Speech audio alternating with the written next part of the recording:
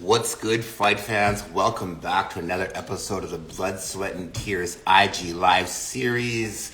I'm here today with a special guest, Dylan Rush from Fight Club, one of the hottest promotions in the game right now of MMA journalism.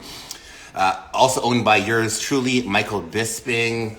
And I got Dylan here today. We're gonna look up obviously the UFC 280 with Oliveira versus Makachev, overlook the whole card, and then tap in. I saw Dylan signed in right now, so wait for him, and then let's go.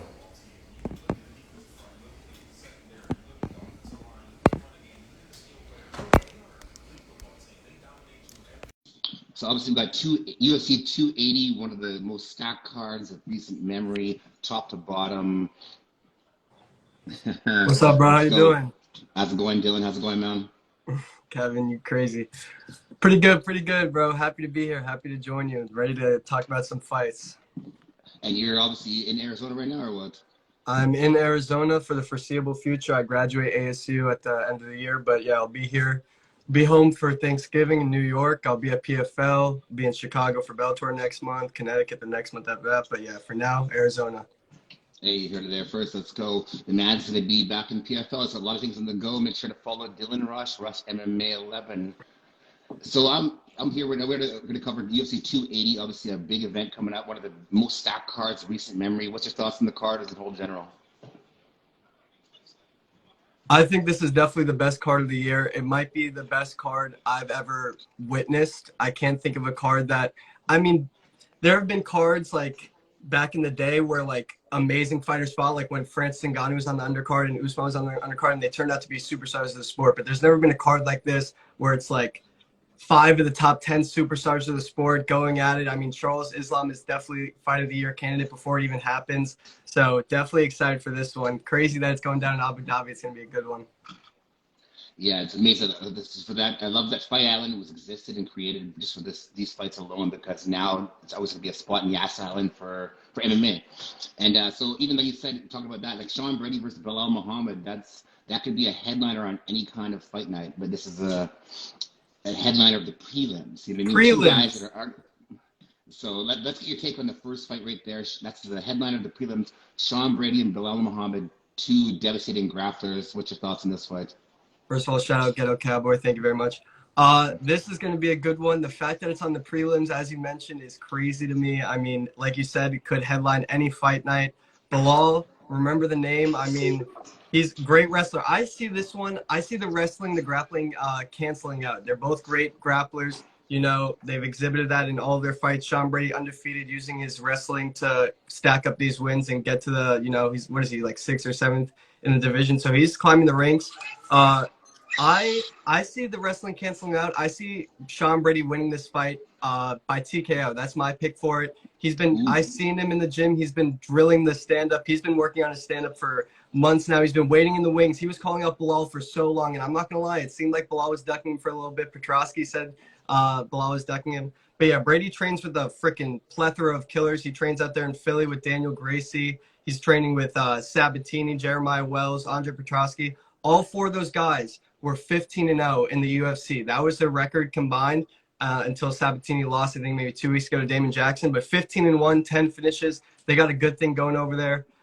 Bilal, I mean, I'm not saying this is the reason that he'll lose, but like he's been doing a lot of other stuff lately. He's been commentating, he's been doing social media stuff, doing a lot of stuff for the UFC, and that's good on him. But I know Brady's been in the gym every day, day in, day out, 2 a days. I got Brady in this one. Yeah, I totally agree with everything you're saying, for the fact that like Sean Brady's he's a little dog. Like literally, you watch his career right now, and everyone he's beat, from Michael Chiesa, Jake Matthews, Christian Aguilera, everything on his way up. He's dominant. Everything he's done is domination. Even his grappling matches outside the UFC, he's he's shown that he's a top level grappler. For me, I just worry about Bilal being dirty boxing, dirty everything, dirty grappling, dirty the clinches. He's just so good at just making it Bilal's fight. Like we call him, like Bilal is known to be so popular in a sense, but like so boring. And I also think that Bilal might be able to drag this fight out into the negative Bilal fight. I feel like he could literally clinch him, hold him, whatever, stall this fight, get the little dirty points like the Randy Couture style, and kind of just dog it out for decision. I don't think he's going to dominate Sean Brady by any means, but I do think that he dogs out a decision just from being Bilal. Like Bilal's fought the best of the best so far. Like Brady's kind of on the come up right now. He still hasn't fought the guys that Bilal's fought so far, and I think that might be the difference. Just that little bit of experience. Yeah, Bilal definitely has a bit more experience fighting some of the top guys in the promotion. I'm always interested in matchups like this. It's wrestler versus wrestler. You know, when it's wrestler versus striker, a lot of casuals, first of all, casual fans, they don't like watching wrestling. But when it's wrestler versus wrestler, it's always like intriguing, like whose wrestling is better, who's going to prevail. And again, like I said, the wrestling might cancel out. This might be a stand-up brawl. So who knows? This one is going to, it could go a bunch of different ways. So that's what makes good fights. Who knows what's going to happen, really. So obviously we did agree to disagree on that last one right there. The first fight of the main card, we got Caitlin Chukagian and Manon Fiorot, sorry. Obviously super close fight. Two women top 5 in the world. What's your take on this one? I think Manon pulls this one out. Chukagian, she's suffered some injuries. She's been in some wars. I feel like Manon's at a point in her career where she's ready to take that next step. She's ready to fight these the Chukagins of the world. Chukagian's been a bit more. I mean, Manon's been a bit more active. Chukagian, I don't know. She's a good fighter, but I see Manon just, you know, I think she's a little bit better everywhere, and I think she grinds out a decision in this one.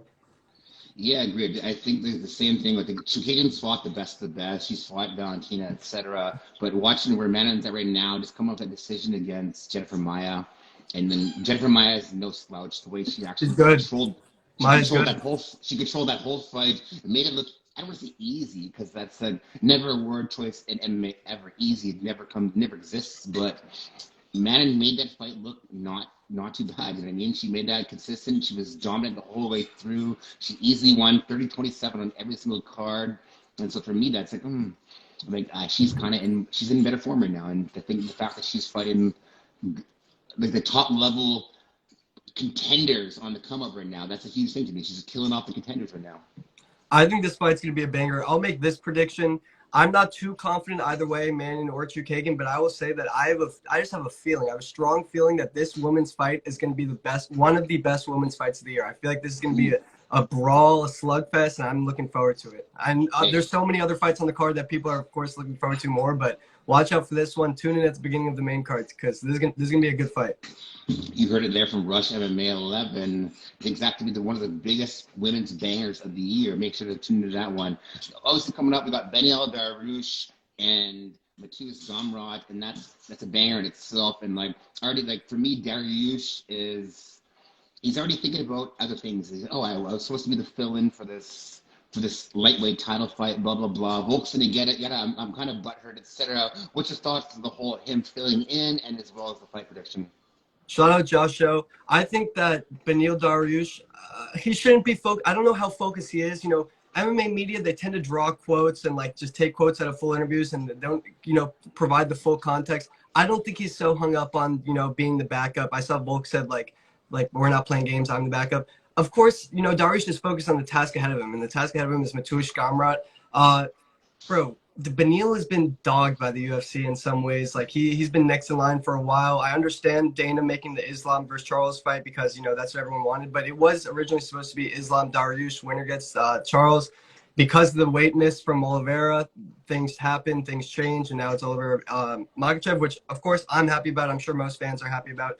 But Dariush, he's been waiting in the wings. He's hungry. It was unfortunate he suffered that injury. I'm pretty sure it was a femur injury or something with his thigh back in the day, back a couple months ago. But he's back. I've talked to some of his training partners. He's been in the gym every day.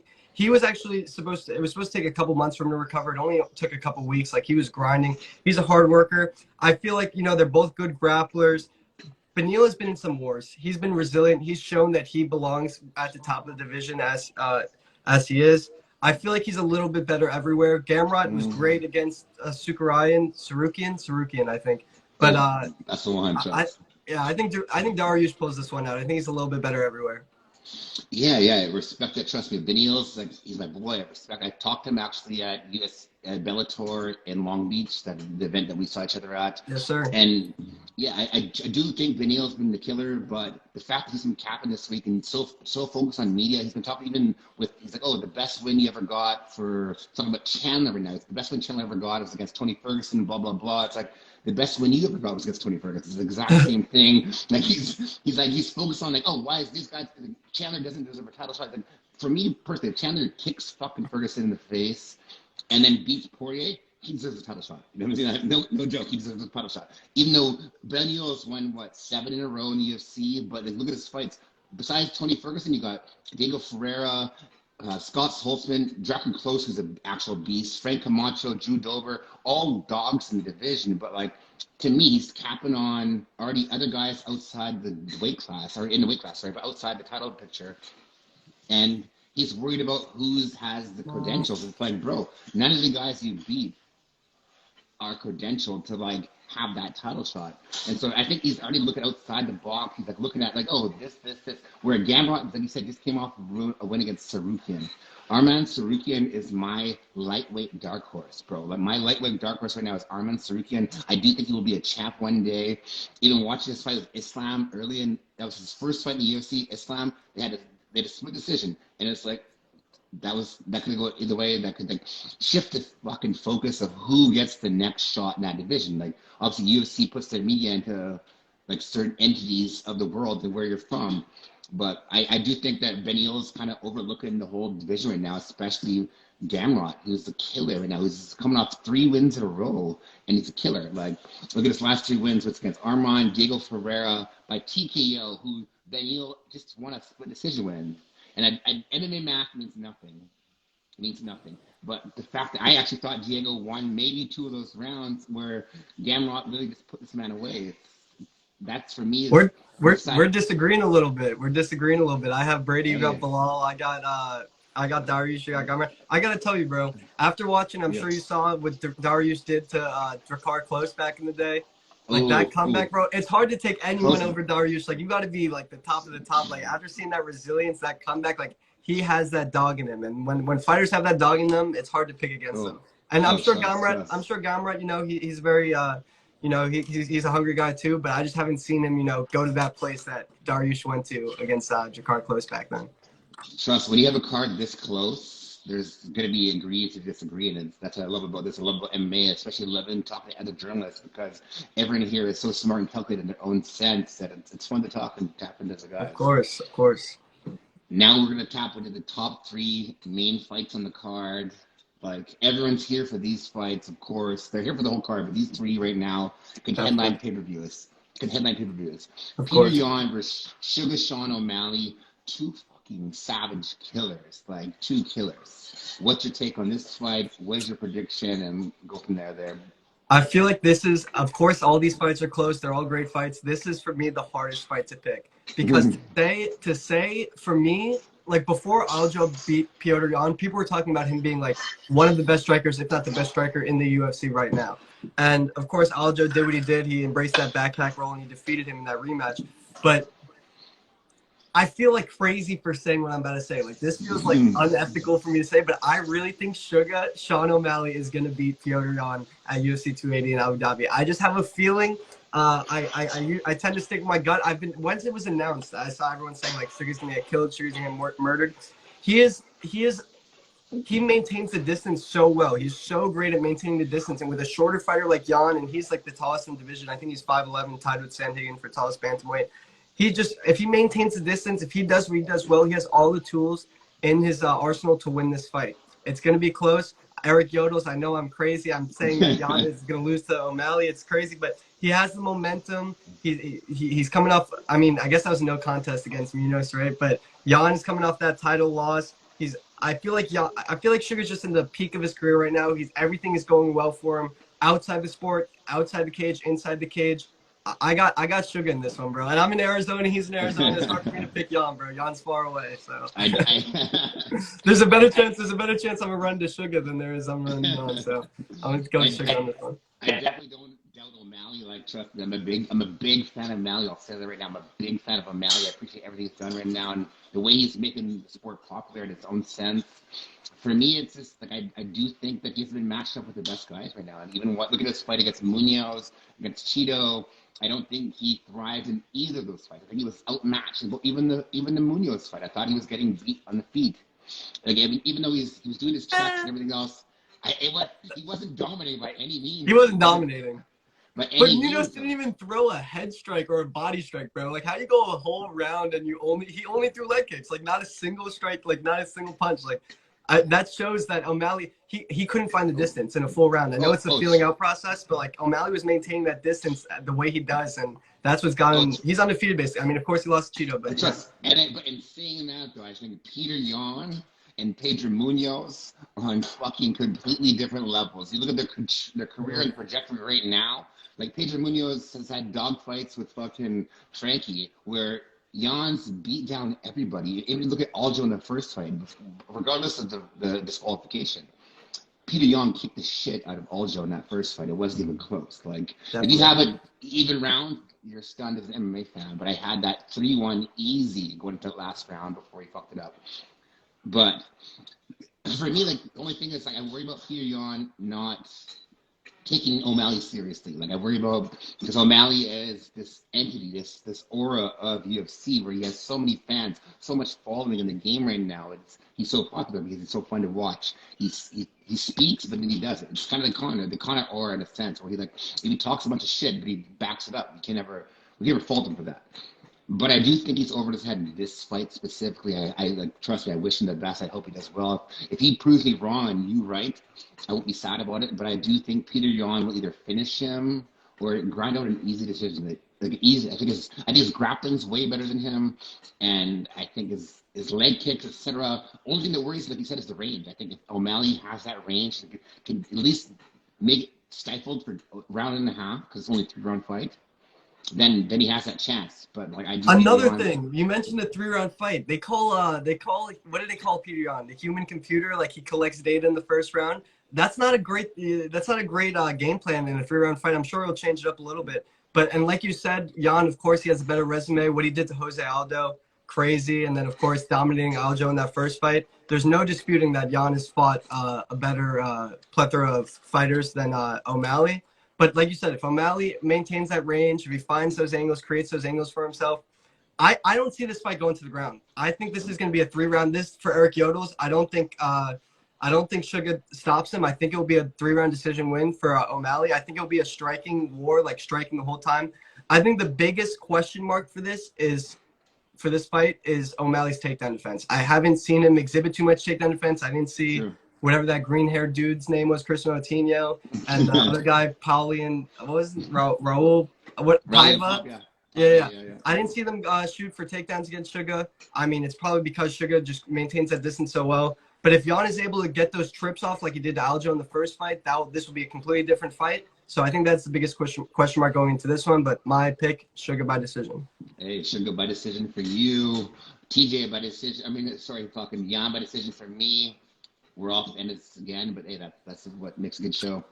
We got the co-main event. Obviously, a former champion, arguably in my mind, the GOAT of bantamweight. People say Dominic Cruz, whoever.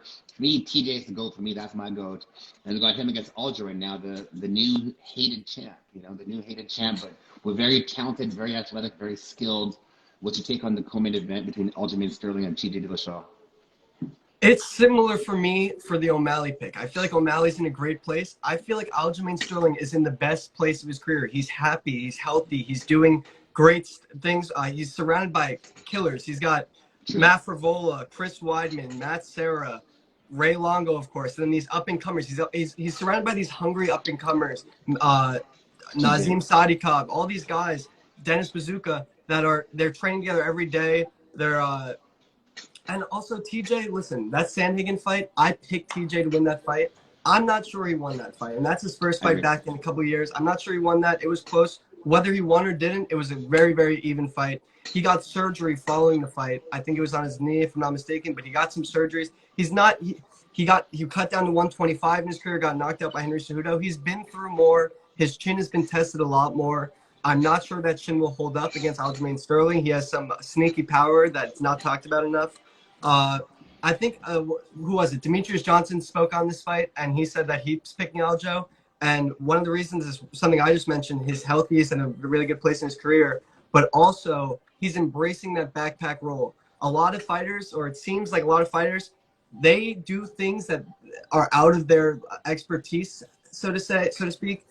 I think Aljamain, he doesn't give a shit with he cares about the fans, of course, but like he doesn't give a shit if he's going to be a backpack and ride Jan's back all fight and get a win and retain the title. He cares more about getting the win and retaining the title than he cares about the fans and the audience booing. So I think he's going to use that backpack. I think he's so good at finding the back. There's so many ways to get on someone's back.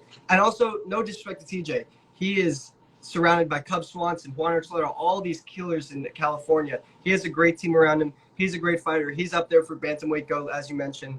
But I think Aljamain, this is his time. I think he grapples his way to a win. I see an Aljamain decision win. I definitely could see that. Like Aljamain is so athletic and literally one of the most physically gifted wrestlers in MMA. You look at the boy down there, Eric Yodel, says cross chain with both and gives Aljo significant grappling advantage. I saw that. That's interesting to me. That's interesting because TJ is Div 1, Aljo wasn't Div 1. So, like, I'm very curious to see that come into play because MMA grappling and wrestling grappling is a completely different ballgame. But for me, the fact that TJ's been a Div 1 elite and then Aljo never was Div 1 elite. Div 2 champion, Div 2 Pac-10.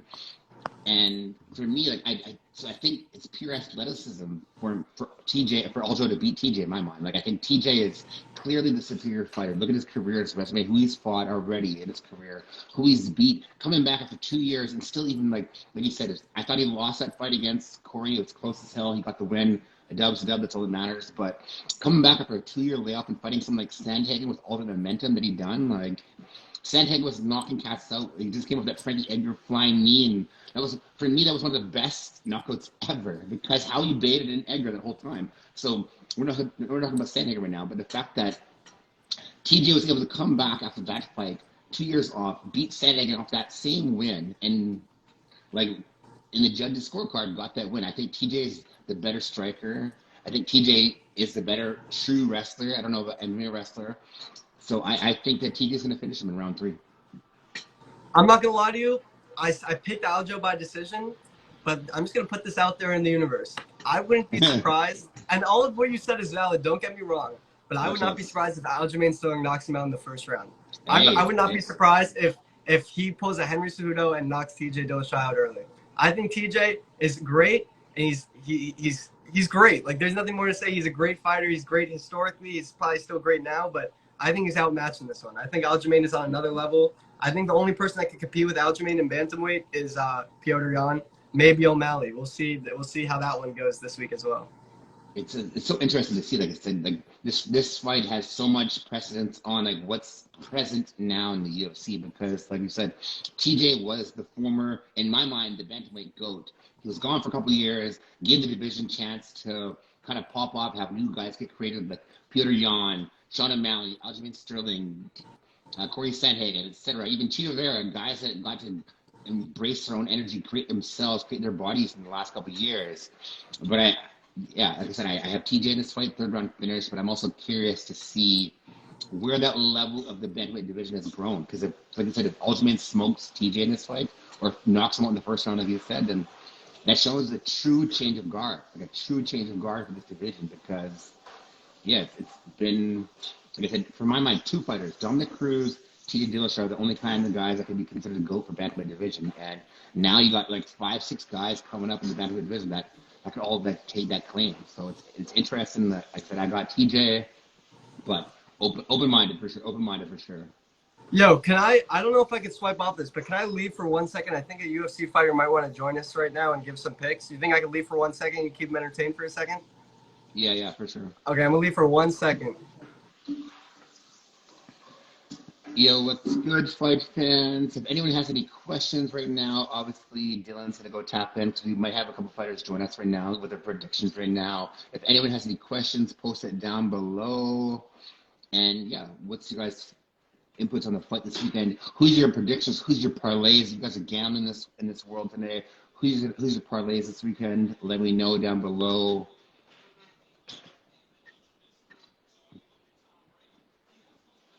And then even Eric Yodel's. Oh, I'll talk about Gus versus OSP. Ugh, that's a tough one, bro. Like, I'm such a Gus fanboy because Gus has done so much for the division.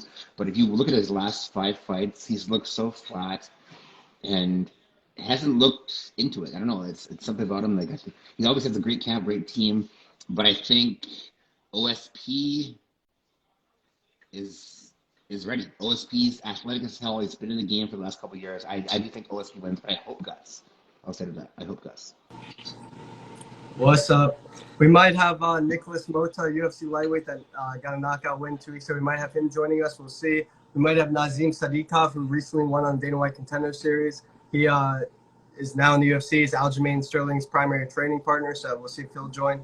But I just saw in the comments OSP versus Gustafsson. What do you think about that fight? That's a tough one, man. I just replied while you were away, okay. So I'll let you reply to that. Okay. I think OSP by athleticism, but I hope Gus. I think that Gus, this is gonna be the most. I'm such a respectful MMA journalist. I swear to God, I'm like literally like I never like I'm a very respectful guy. I think Gus needs to get the fuck out of MMA, bro. I think Gus, he's a fucking legend, bro, and he had some legendary fights. But he is tarnishing his legacy. I wouldn't say tarnishing his legacy. Like, he's still, no matter what happens, like, BJ Penn lost, like, 7 fights, his last 7 fights in the UFC. Anderson Silva, I think he went 1-7 in his last 8 fights. They're both still legends. They're both still. BJ Penn is still one of the lightweight goats, if not the lightweight. He's up there. It could be, Charles. And then, of course, Anderson Silva. Yeah, so he's still a legend. But Gus, bro, you see that last fight, bro? Like, he got tapped on the chin, bro. Like, tapped. Like, I'm not a fighter. I'd be respectful because I don't know what it's like to be in there. But OSP didn't look good against Shogun Rua at UFC 274. The one UFC event I covered, it was cool. But OSP, I think they're both on their tail end of their career. They might both retire following this fight. Who knows? But yeah, Krylov really made him look bad. Real fight talk. I got OSP in this one just based on the fact that Gustafsson's chin is gone, bro. It's gone. Unfortunately, it's sad, but it's gone. It's definitely it's gone. It's gone for sure. And the fact that OSP's been in the cage recently against the best of the best, not even the best of the best, but still against fighters. Every time Gus comes back, he has this aura about him because he had the John Jones fight that was legendary. But he's never been the same since that John Jones fight. The next fight after, he got beat the fuck down by John Jones. That next fight, he was never the same. I don't know if his training got affected, whatever, something got affected in my mind because he was never the same fighter. I agree. He had a war with Daniel Cormier too, bro. Like, he's fought some of the best. Like, I love him, bro. I love him. It pains me to say, like, get the fuck out of MMA, but bro, like, get the fuck out of MMA. Oh man. You want to go to the main event? Yeah, back to the main event. Then obviously what everyone's here to watch: Charles Oliveira, Islam Makhachev, the two easily, I think, in any division right now, the two best people in any division right now. So it's arguably the fight for any division right now. What's your take on this one? Obviously, Charles Oliveira, Islam Makhachev, 2 grappling legends. Khabib's protege, Charles is Charles. What's your thoughts on this one? Real quick, real fight talk. I got Krylov over Otismir. This is the fight that I've been looking forward to since I was at UFC 274 in May, and Dana came in the room. And the plan was Dariush versus Makhachev, but because Charles missed weight, and after he beat Gaethje, he was like, Joe Rogan says that he'll stop commentating if I don't make it Islam versus Oliveira. This is the fight everyone wants to see. This is the fight I've been looking forward to for so long. It's going to be amazing. There's no way, unless they miss weight, as long as everyone makes weight, there's no way this fight is the disappointment. There's no way. No matter what, it's going to be a great fight. Listen. I have been around. I haven't been around like so many celebrities in my life or anything like that. Like, I've been around a lot of great fighters. I've been around Khabib. I've been around Islam. I've been around a bunch of guys. There is no fighter, and I'm not saying this is the reason that this man will win, but there is nobody in my life, fighters aside, just anyone in my life that I've been around that had the aura that Charles Oliveira had when Charles Oliveira walks in the room. When Charles Oliveira walked in the room for the pre-fight press conference or post-fight press conference at UFC, I'm getting chills, bro. I got chills when I walked in. Like, all the reporters agreed. They're like, bro, that motherfucker is different. He's a different breed of fighter. He's a different breed of man. At 7 years old, he was told he would never walk again. Now this motherfucker is the UFC lightweight champion, one of the best, one of the lightweight goats. I mean, he finished Gaethje, Chandler, and Poirier in 19 minutes. Three of the top, not just lightweights, three of the top fighters in the UFC. Poirier and Gaethje, Chandler, he finished all three of them in 19 minutes combined. I can't pick against Charles anyone right now. If Khabib came back right now, I'm taking Charles. There's no fighter. Volk, I'm taking Charles. There's no fighter I'm taking over Charles right now. I feel like I'd be out of my mind. That being said, it's going to be a great fight. Islam, of course, he's Islam Makhachev. Yeah, he defeated Hooker, Dober, Bobby Green, a few others. Of course, that resume is nothing compared to that of Charles Oliveira.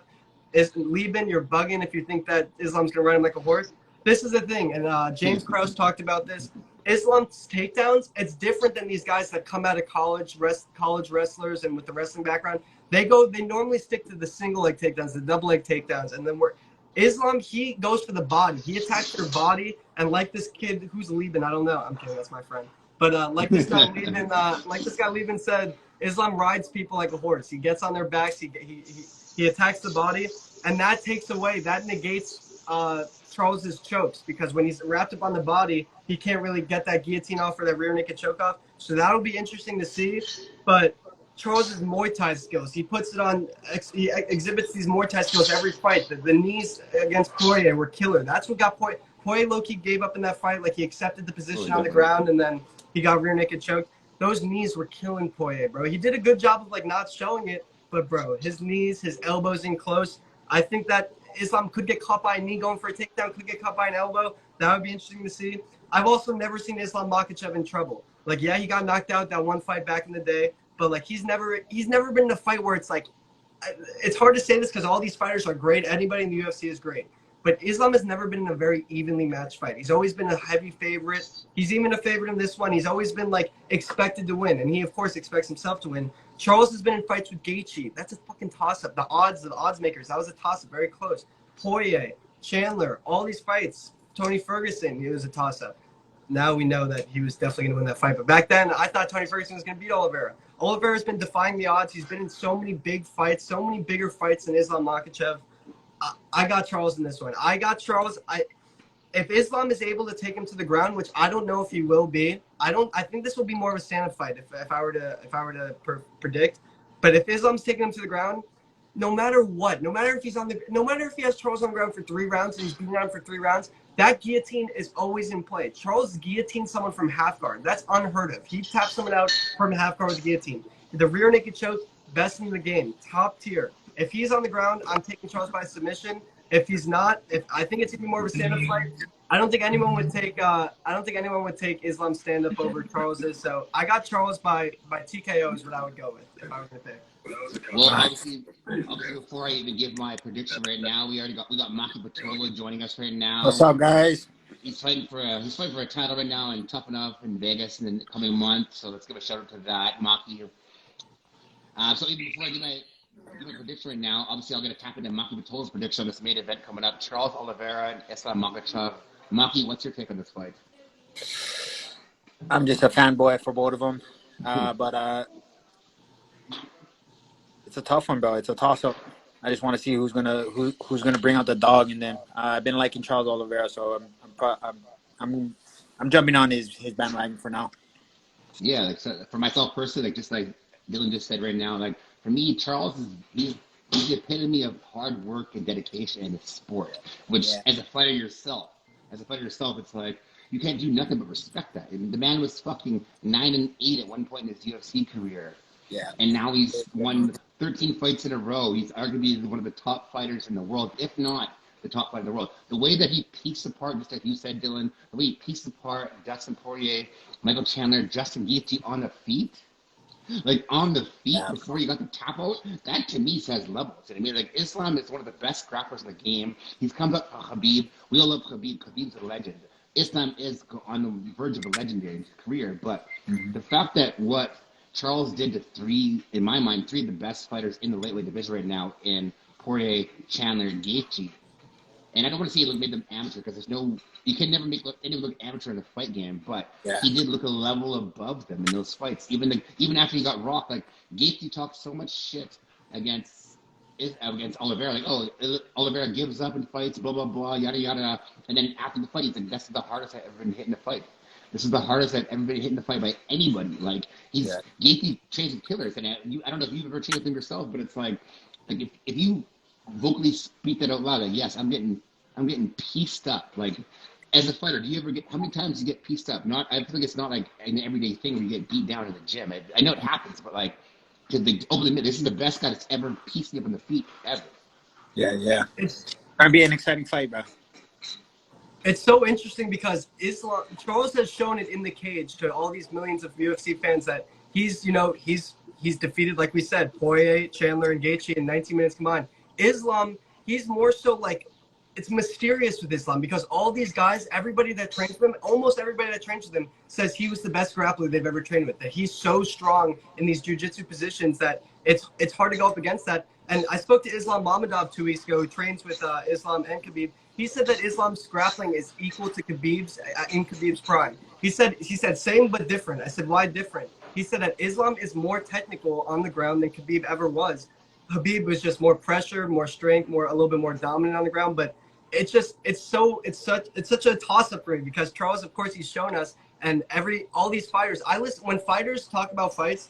I take their opinions way more than I value their opinions way over my own, way over yours. No offense, Jeremy, way over anyone else's because they've been through this. They do this shit, and everyone I speak to says Islam is like the best grappler they ever trained with. So it's gonna be a brawl, bro. It's gonna be close. It's gonna be a good one. Just like somebody kind of pointed out in the comments section there, I feel like Islam has to win 25 minutes of grappling against Charles though, where like I think Charles is better on his feet. I think he's better off his back. In my mind, off his back. He's off his back. So it's like Islam literally has to control the man for 25 minutes. And as Maki knows, any fighter knows, I've had a couple amateur fights. Like control somebody for 25 minutes straight. That's a task. That's a task. To not have one mistake in 25 minutes against someone like Charles Oliveira, that's a task. Like, yeah. But these guys, that's what they do. That's their bread and butter is to control guys for 25 minutes, for 30 minutes, for championship fights. I feel like he could control it for 25 minutes, and he could just dominate in one position. That one Dagestani mermaid position that they always did. I know you've got to train with some Dagestani guys, some Russian guys that came through Cuba tour. What's it like training with them with their wrestling and stuff like that? Is it as elite as we think it is? Oh yeah. That's what they do from when they're born. That's their bread and butter. Out here in Hawaii, our bread and butter is the stand up. Their bread and butter is the grappling. You know, so they're definitely in it. Charles Oliveira, his bread and butter is submission grappling. So he's definitely got to trick out of that position. He's got to make something out of that position, or else he'll just find holding them right there for 25 minutes.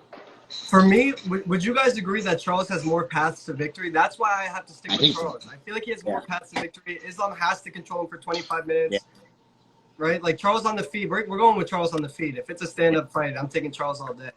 Yeah, 100%. Yeah. What do you think about Aljamain versus TJ? I was gonna ask him because you train with Aljo's been at your gym, so I'm curious about that. Yeah, I'm going Aljo all day. I think he gets on his back, he rides him out, finds a submission, gets the rear naked choke.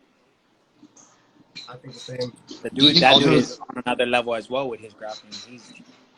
I think he called it monkey jiu-jitsu, but he's on a whole nother level of grappling as well. So fighters know that.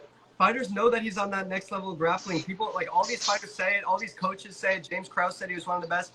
Fans don't give him that respect. Like he's really up there with the top grapplers in the world. Like he's a world-class grappler, Aljamain. This card has a lot of studs. This card, man. I'm excited. Yeah, bro. What about Sean Brady and Bilal? I mean, that could headline a fight night, and that's the main. That's on the prelims, bro. The fact that that's on the prelims is like any MMA fan anywhere has to watch this shit, bro. Because that fight is on the prelims. What do you think for that one?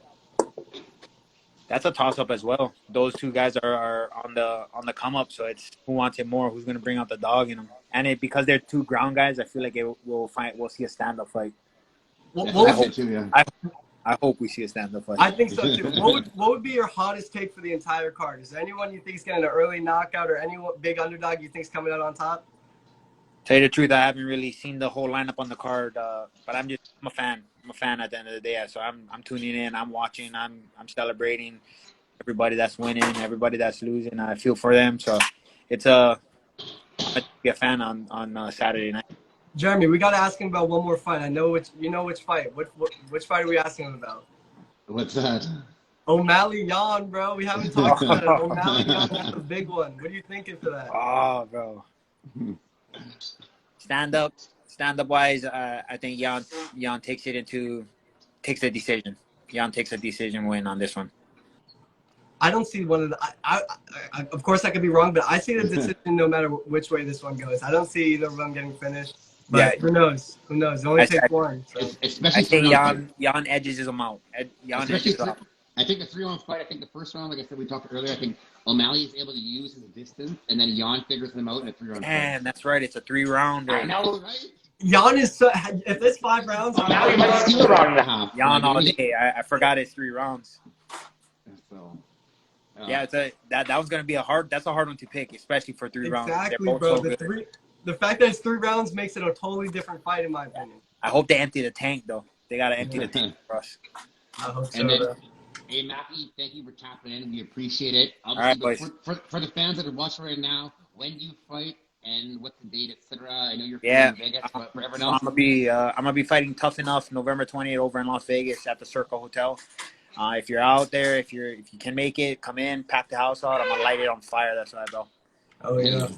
Coconut bombs in and out. Oh. Let's fucking go, my brother. Thank you, bro. I appreciate Have a it. good one. So, Dylan, we obviously got at least one fighter tapped in. Maki Pitolo gave us input. I feel like this is a successful show for us. One and all. Or do you want to tap it again and do some more fights in the future or what? Let's do it, bro. Let's do it for 281 for New York. Shane Burgos just messaged me that he just saw our message, but he'll tap in for the next one. So we'll get Burgos on. We'll get Terrence McKinney, a couple guys. So we'll definitely do this in the future. Sounds good, man. Thank you for tapping in right now. Thank you, fight fans, for joining. Everyone across the from Island Fight Club, everywhere. Also, want to give a shout out to Kevin Varghese. He's one of my boys right now. And then I never would have been able to do certain things without talking to Kevin right now. So appreciate that. And for anyone that doesn't follow me by now, you're late. You're late. It's okay. Better late than never. You can still do it. I'll accept you with a gracious, open arms. So thank you, guys. Shut up, Lieben. I don't need you, Lieben. Lieben, get out of here. All right. Thank you. Instagram, Rush MMA 11, Jared Wilson _ Let's go. We'll be back in the future. Thank you again, Dylan. Appreciate you. And then, yeah, let's go. Let's do it, brother. See you, man. Thank you.